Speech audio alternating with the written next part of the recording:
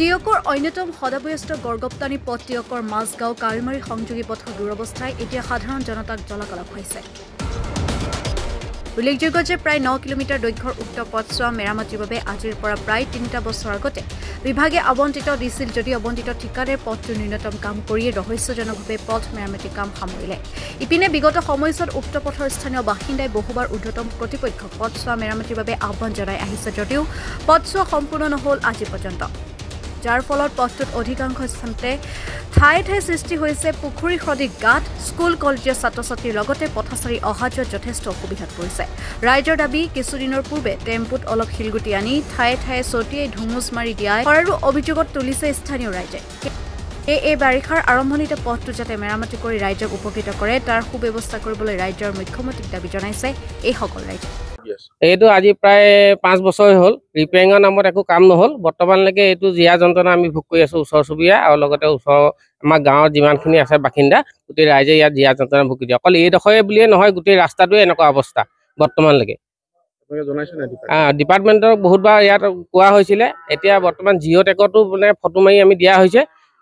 মুখ্যমন্ত্ৰীয়ে ঘোষণা কৰিছিলে যিহেতু জিঅ' টেকত ফটো মাৰি পানি আপোনালোকে দিয়ক আৰু এসপ্তাহৰ ভিতৰত যাতে এই ৰাস্তাটো ভাল হয়। এতিয়া ইয়াৰ কি ব্যৱস্থা লয় আমি জিঅ' টেকত ফটো মাৰি দিয়া হৈছে। এতিয়া কি হয় এইটো সময়ত দেখা যাব। ৰিপেয়াৰিং মানে টেম্পু এখন আনি পানি ৰিপেয়াৰিঙত 3-4 চপা শিলগুটি আনি পানি ইয়াত পেলাইছিলে। আকৌ এইখনে চেপিছিলে ধুমুচ দিছিলে।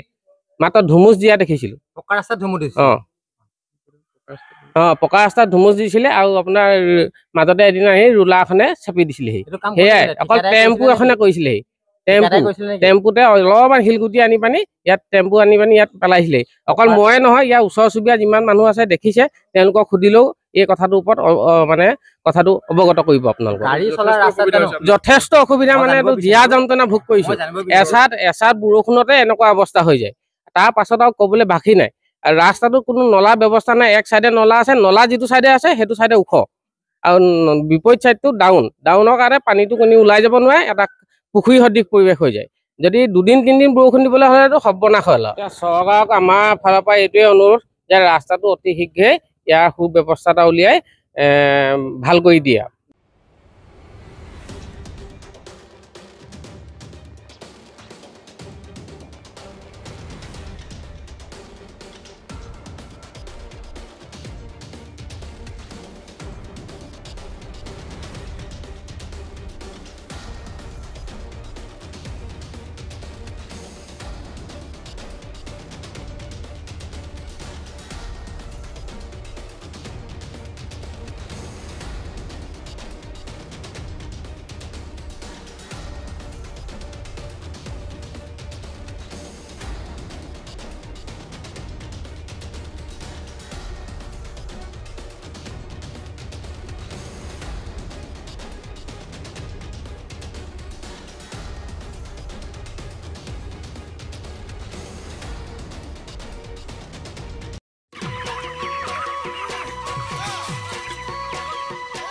অতি কম দিনতেই একোটা এনেকুৱা হৈ যায়।